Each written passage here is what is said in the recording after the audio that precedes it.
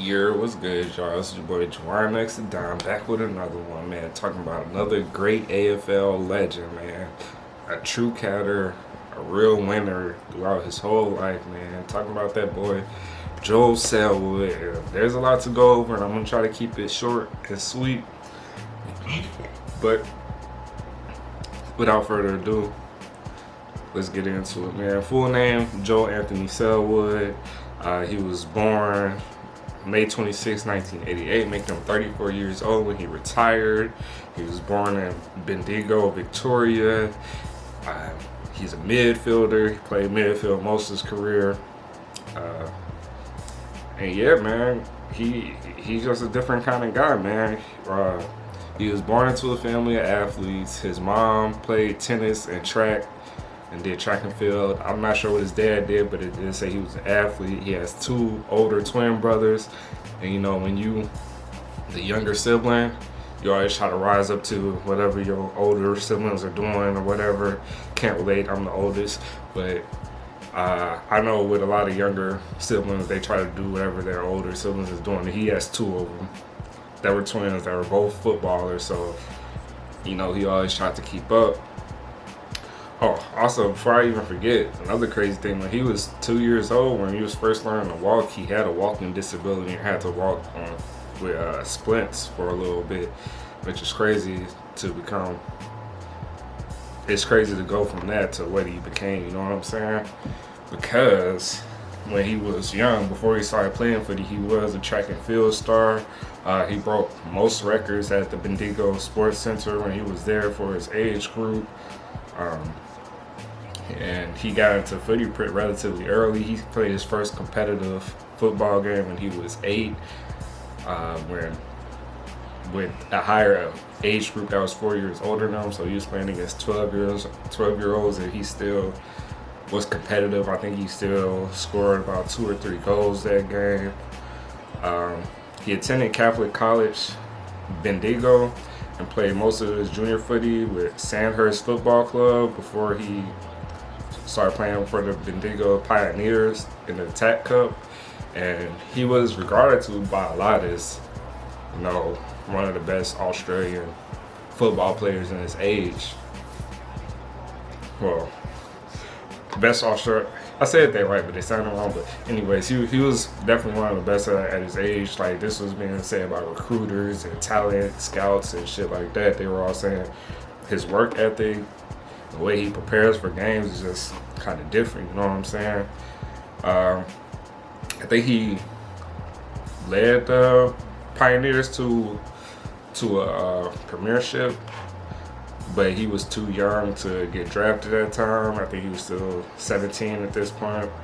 And then next year came around, he pretty much was leading the team in the same regard, but he had a pretty bad knee injury and he had to get surgery on it.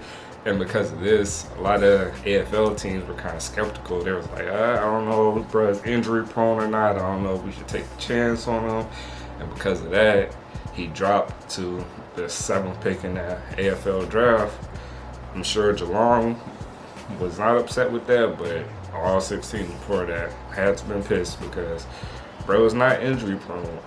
Bro played damn near most games of the season. He was the fastest to reach a lot of milestones. He was one of the fastest to reach 50, 100, 150, all them 50 game milestones. He was always in like a top percentile of people that reached it.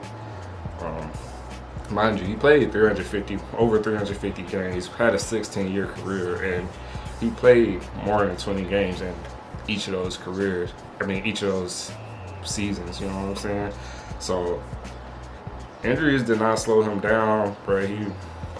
He was just right. He came into the league. I don't even know where to go with this, bro. He came into the league in his first game. He played. He didn't sit no time on VFL. He didn't play any twos for real. He got drafted and played the first week in the AFL, and off that first game, other players and coaches and shit like that, they're like, "Damn, is this really his first game?" Some people was like, it seemed like he'd been doing this for 200 games. You know what I'm saying? So he came in. He looked comfortable. He looked competitive, bro. He looked like he'd been doing it and was supposed to be there, and that just kept on going and going, bro. He in his first year, his team was the minor premiers and the major premiers.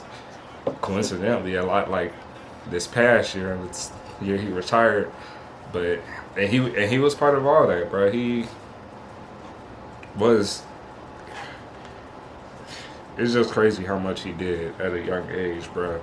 So yeah, he won Rising Star and Best First Year Player that year, and then he went on to win the major premiership, which is just crazy for a first year player. A lot of people saying he was the most accomplished first year player in league history, and that came with money too. He became one of the highest paid first year players as well off that. His next few years were much the same, bro. He was always at the top of the list, bro. Throughout his first 50 games, he won 46 of them. That's that's crazy, bro. He had the third longest individual winning streak with 25 consecutive wins in 08, bro. He was an all-star. He played for the all-star team, the Big V, when he was 19 years old. He was all-Australian. I'm not even going to do it like that. He was all-Australian 6 times, bro. He was all-Australian 09, 2010, 2013, 2014, 2016, and 2017. He became the captain. Well, he joined the leadership group of his team at 20 years old, but he became a captain at 23 years old. He won the Cargie Grievous Medal, which is best and fairest on Geelong, 3 times, from 2010, 2013 to 2014. Mind you, he was playing with Gary Ablett Jr., which is regarded to, well, what I've heard, he's one of the best AFL players to ever do it. I haven't seen too much of him play yet. I need to go back and watch. But if you on his team and you still, rising to that, bro, he was definitely an impactful player. He was always in the top 10 and like disposals of the league, bro. Like he always got to the ball. He's just one of them players, bro. He has a great winning record against every team, bro. He doesn't have a losing record against anybody.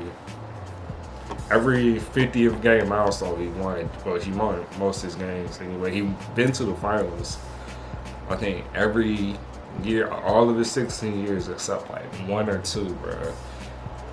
And I don't know if I said, but he got 4 premierships in 07, 2009, 2011, and most recently 2022. There was a big gap between 2011 and 2022 when Geelong was kind of rebuilding, and Joe Selwood was kind of the center of that rebuild. Him and Tom Hawkins were both kind of in the center of that rebuild. And in 2022, this final year, they came through, got it done, bro.